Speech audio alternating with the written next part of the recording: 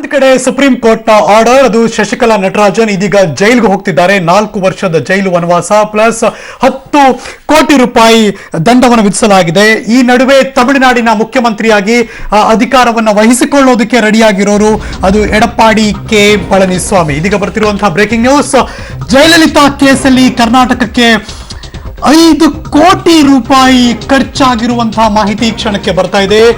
ಇದಕ್ಕೆ ಮತ್ತಷ್ಟು ಮಾಹಿತಿ ಇದೀಗ ಬರ್ತಾ ಇರೋ ಬ್ರೇಕಿಂಗ್ ನ್ಯೂಸ್ ನಲ್ಲಿ.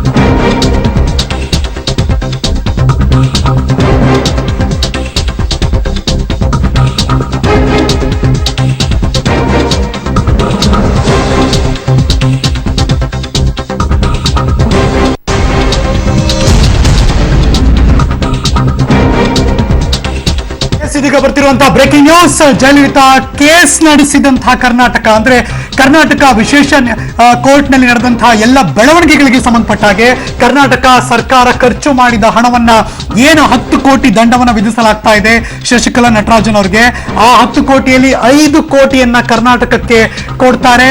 ಇದು ಸುಪ್ರೀಂ ಕೋರ್ಟ್ ನಿಂದ ಬಂದಂತಹ ಮಹತ್ವದ ತೀರ್ಪು. ಹಲವಾರು ರೀತಿಯಲ್ಲಿ ಖರ್ಚಾಗಿರುತ್ತೆ. ಒಂದು, ಇಡೀ ಕೇಸ್ಗೆ ಸಂಬಂಧಪಟ್ಟಂತಹ ದಾಖಲೆಗಳೇನಿತ್ತು ಅದು ತಮಿಳಿನಲ್ಲಿತ್ತು. ಆ ತಮಿಳಿನ ಲಕ್ಷ ಪುಟಗಳಲ್ಲಿರುವಂತಹ ಆ ದಾಖಲೆಯನ್ನ ಕನ್ನಡೀಕರಿಸಲಾಗಿತ್ತು. ಅದಕ್ಕೂ ಕೂಡ ಎಷ್ಟೋ ಕೋಟಿ ಖರ್ಚಾಗಿರುತ್ತೆ. ಪ್ಲಸ್ ಕೆಳಹಂತದ ನ್ಯಾಯಾಲಯ ತೀರ್ಪನ್ನ ಪ್ರಕಟ ಮಾಡಿದ ಸಂದರ್ಭದಲ್ಲಿ ಪೊಲೀಸ್ ಪ್ರೊಟೆಕ್ಷನ್ ಆಗಿರ್ಬೋದು, ಇನ್ನು ಹಲವಾರು ರೀತಿಯ ಏನೇನ್ ಖರ್ಚಾಗಿದೆ, ಸರಿಸುಮಾರು 5 ಕೋಟಿ ರೂಪಾಯಿ ಖರ್ಚದು. ಅದೆಲ್ಲವನ್ನೂ ಕೂಡ ಇದೀಗ ಕರ್ನಾಟಕಕ್ಕೆ 5 ಕೋಟಿ ರೂಪಾಯಿ ಬರ್ತಾ ಇದೆ ಅಂತ. ಇದ್ರ ಬಗ್ಗೆ ಮತ್ತಷ್ಟು ಮಾಹಿತಿ ನನ್ನ ಸಹೋದ್ಯೋಗಿ ನ್ಯೂಸ್ ಡೆಸ್ಕ್ ಇಂದ ಮಂಜುನಾಥ್ ದೂರವಾಣಿ ಸಂಪರ್ಕದಲ್ಲಿದ್ದಾರೆ. Good afternoon Manjunath. Good afternoon. ಏನಿದು ಕ್ಲಾರಿಫಿಕೇಶನ್? 5 ಕೋಟಿ ಕರ್ನಾಟಕಕ್ಕೆ ಹಣವನ್ನು ಕೊಡುತ್ತಿದ್ದಾರೆ ಅಂದ್ರೆ ಏನೇನೆಲ್ಲ ಖರ್ಚಾಗಿದೆ ಮಂಜುನಾಥ್? ಹರೀಶ್, ಜಯಲಲಿತಾ ಅವರ ಒಂದು ಅಕ್ರಮ ಆಸ್ತಿ ಪ್ರಕರಣಕ್ಕೆ ಸಂಬಂಧಪಟ್ಟಂತೆ ಕರ್ನಾಟಕದಲ್ಲಿ ಒಂದು ವಿಶೇಷ ನ್ಯಾಯಾಲಯವನ್ನ ಸುಪ್ರೀಂ ಕೋರ್ಟ್ ಸ್ಥಾಪನೆ ಮಾಡಿತು. ಅದಾದ ನಂತರ ಏನು ಒಂದು ತಮಿಳು ಭಾಷೆಯಲ್ಲಿ ಮತ್ತು ಹಿಂದಿ ಭಾಷೆಯಲ್ಲಿ ಇದ್ದಂತಹ, ಇಂಗ್ಲಿಷ್ ಭಾಷೆಯಲ್ಲಿ ಇದ್ದಂತಹ ಒಂದು ಕೋರ್ಟಿನ ತೀರ್ಪಿನ ಒಂದು ಕಾಪಿಗಳೇನಿದಾವೆ, ಆ ತೀರ್ಪಿನ ಸಂಪೂರ್ಣ ಸಾರಾಂಶವನ್ನ ಕೂಡ ಒಂದು ತರ್ಜುಮೆ ಮಾಡಲಾಗಿತ್ತು, ಭಾಷಾಂತರ ಮಾಡಲಾಗಿತ್ತು. ಲಕ್ಷ ಪುಟಗಳು ಇದಕ್ಕೆ ತರ್ಜುಮೆ ಆಗಿತ್ತು. ಸೊ ಅದಕ್ಕೆ ಖರ್ಚಾದಂತಹ ಒಂದು ವೆಚ್ಚ, ಜೊತೆಗೆ ಜಯಲಲಿತಾ ಅವರನ್ನ ಜೈಲಲ್ಲಿ ಇರಿಸಿದಾಗ ಕರ್ನಾಟಕ ಸರ್ಕಾರ ಭರಿಸಿದಂತಹ ಭದ್ರತಾ ವೆಚ್ಚಗಳು ಮತ್ತೆ ಇನ್ನಿತರ ವೆಚ್ಚಗಳೆಲ್ಲ ಏನಿದಾವೆ, ಆ ಎಲ್ಲಾ ವೆಚ್ಚಗಳು ಸರಿಸುಮಾರು 5 ಕೋಟಿ ರೂಪಾಯಿಯಷ್ಟು ಕರ್ನಾಟಕದ ಸರ್ಕಾರಕ್ಕೆ ನೀಡಬೇಕು ಅನ್ನೋ ಒಂದು ತೀರ್ಪನ್ನ ಕೂಡ ಇವಾಗ ನೀಡಿರುವಂತದ್ದು, ತೀರ್ಪಲ್ಲಿ ಉಲ್ಲೇಖವಾಗಿರುವಂತದ್ದು.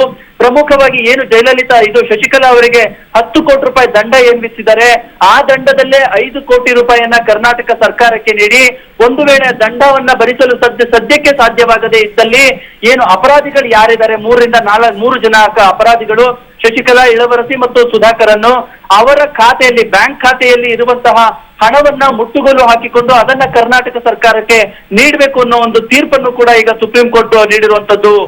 ಹರೀಶ್, ಮಂಜುನಾಥ್, ಒಂದು ಬೆಳವಣಿಗೆ ಏನಪ್ಪಾ ಅಂದ್ರೆ ಪರಪನ ಅಗ್ರಹಾರಕ್ಕೆ ಬಂದು ಅವರೇ ಕೂಡ ಸರೆಂಡರ್ ಆಗಬೇಕಾ, ಅಂದ್ರೆ ಶರಣಾಗಬೇಕು ಅನ್ನೋ ಆದೇಶ ಇದೆ.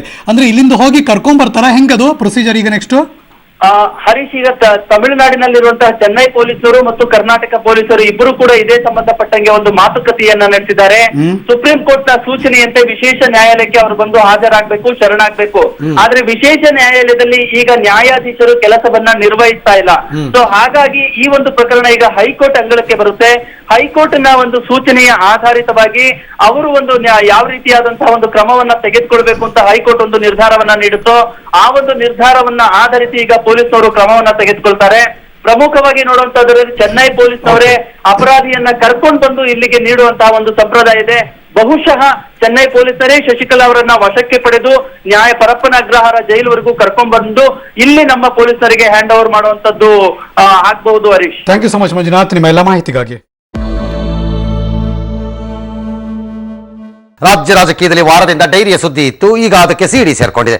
ಸಿಎಂ ಸಿದ್ದರಾಮಯ್ಯ ತಮ್ಮ ಕುರ್ಚಿ ಉಳಿಸಿಕೊಳ್ಳಕ್ಕೆ ಕಾಂಗ್ರೆಸ್ ಹೈಕಮಾಂಡ್ಗೆ 1000 ಕೋಟಿ ರೂಪಾಯಿ ಕಪ್ಪ ಕೊಟ್ಟಿದ್ದಾರೆ ಅಂತ ಸಿದ್ದರಾಮಯ್ಯ ಆಪ್ತ MLC ಗೋವಿಂದರಾಜು ಅವರ ಮನೆಯಲ್ಲಿ ಸಿಕ್ಕಿರೋ ಡೈರಿನಲ್ಲಿ ಎಲ್ಲ ವಿವರ ಇದೆ ಅನ್ನೋ ಆರೋಪವನ್ನು ನಾನು ಗಂಭೀರವಾಗಿ ಮಾಡಿದ್ದೇನೆ ಅಂತ ಯಡಿಯೂರಪ್ಪ ಹೇಳಿದ್ದಾರೆ. ಮತ್ತೆ ಬಿಜೆಪಿ ಕಚೇರಿಯಲ್ಲಿ ಕೋರ್ ಕಮಿಟಿ ಸಭೆ ನಡೆದಿದೆ.